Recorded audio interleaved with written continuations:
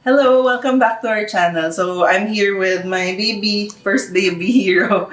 So, today, gagawa tayo ng ice cream. So, it's peanut butter and chocolate swirl na ice cream. So, iba talaga kapag homemade na ice cream compared sa mga store-bought na mga grocery ice cream. So, yung ice cream maker namin, binili namin yan kasi after yung trip namin to San Francisco, nakatikim kami ng masarap na ice cream sa Bi-Rite Creamery. So, hinanap namin talaga yung recipe na yun. And yun yung isa-share namin today. So, hindi siya ordinary ice cream. It's custard-based. So, marami siyang egg yolks. Kaya, mas nakakataba, pero mas masarap.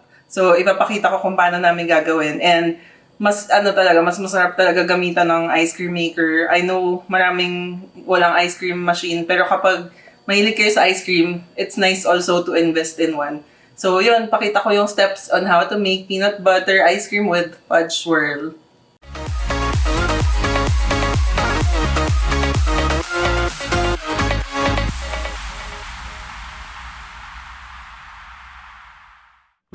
Para sa peanut butter with fudge ice cream, ito ang mga ingredients. Whipping cream or heavy cream, dapat at least 35% fat. Hindi pwede ang all-purpose or non-dairy creamer. Milk, eggs, chocolate, preferably coverture na 60%. Itong brand na to local pero not bad yung price. Peanut butter, mas maganda yung imported kasi hindi gaano matamis. Sugar, cocoa powder, salt, vanilla extract, corn syrup, and water. I-separate muna natin ang eggs. Egg yolks lang ang kakailanganin natin for ice cream, pero itatabi natin ang ating egg whites for another recipe. Maraming ways ng pag-separate ng eggs, pero ito ang pinakamabilis for me. Kailangan natin ng 5 na egg yolks. Sa isang saucepan, maglalagay tayo ng 1 3/4 cup na whipping cream, 3/4 cup milk, half teaspoon salt, and 1/4 cup na sugar. Kailangan din natin ng isa pang 1/4 cup na sugar na isasama natin sa egg yolks. Mix lang natin yung egg yolks until combined with the sugar and iaabang natin while we cook our cream mixture. Maglalagay na din tayo sa isang bowl ng 1/3 cup na peanut butter. Cook na natin ang ating cream mixture until mag-bare simmer siya.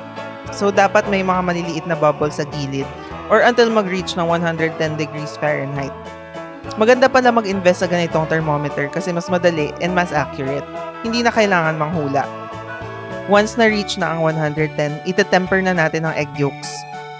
Yung tempering, kukuha lang tayo ng konting cream tapos i-mix with the egg yolks bago ilagay yung egg yolk mixture sa cream. Ginagawa ito to make sure na hindi magiging scrambled eggs ang ating egg yolks. Medyo kailangan 2 kamay ang gamit dito. Practice lang naman and magiging mas madali. Ilalagay na natin ang egg yolks natin into the cream mixture, then hihintayin natin umabot ng 165 degrees Fahrenheit. Ito na yung pinaka-base ng ating ice cream. Ang isa pa palang technique kung walang thermometer ay mag-trace lang ng line using your fingertip sa back ng spoon, or in this case, spatula. Kung visible ang line, ibig sabihin ready na siya. Ilalagay na natin ang ating cream mixture papunta sa peanut butter through a strainer. Then mix lang natin ng mabuti para mahalo ang peanut butter and matunaw bago ilagay sa ice bath. Mas maganda kasing iniiwan muna sa fridge ang custard para makagawa ng mas masarap na ice cream. Pero bago yun, syempre kailangan muna lumamig. Kaya gagamit tayo ng ice bath. Habang hinihintay nating lumamig ang ating custard, gawin na natin ang fudge. Sa isang saucepot, maglalagay tayo ng half cup na water, 1/2 cup na sugar, 1/8 teaspoon salt, 1/4 cup na corn syrup, Lyle's golden syrup pala ang gamit ko kasi mas masarap talaga siya. And then 6 tablespoon na cocoa powder. Papakuluan lang natin ang mixture. Pag nakita na natin na nagsisimmer ang gilid, ilalagay na ang mixture sa chocolate. Yun yung coverture. Hayaan muna natin na matunaw ang chocolate bago tayo maglagay ng 1 teaspoon vanilla extract. Ilalagay naman natin ang malamig natin na custard sa fridge. Lagyan muna natin ng cling wrap, then leave na natin sa ref overnight kasama ng fudge. The next day, pwede na natin i-freeze ang ating ice cream.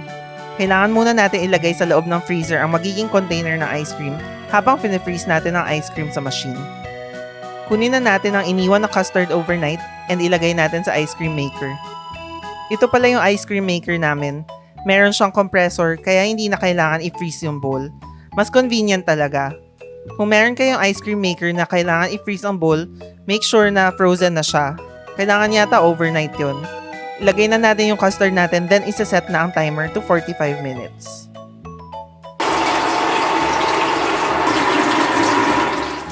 After 45 minutes, ayan, mukhang soft serve na siya. Kunin muna natin ang frozen natin na container bago i-transfer ang ice cream. Mas maganda sana kung air-conditioned yung lugar nyo when making ice cream or pwede rin gawin at night. Ang init pa naman ngayon, mabilis pa naman matunaw pag homemade ang ice cream since wala siyang preservatives or mga stabilizers. I-transfer na natin sa container ang ice cream ng mabilisan. Then, maglalagay na tayo ng fudge. Isuswirl lang natin ang fudge bago natin ibalik sa freezer. Pwede na siya kainin at this point pero mas gusto ko ng firmer na ice cream kaya i-freeze muna natin ng at least 4 hours. After 4 hours, ayan, ready na ang ating ice cream.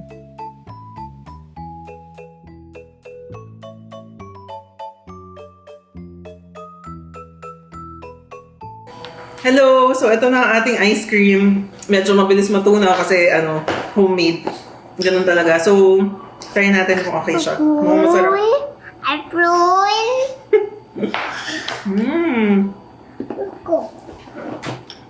Sobrang lasang peanut butter siya. Ayan, dikit.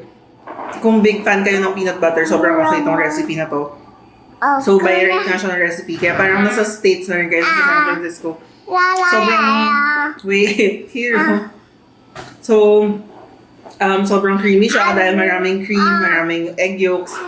Sulit naman kasi masarap siya kahit nakakataba. So, hindi naman laging kakain.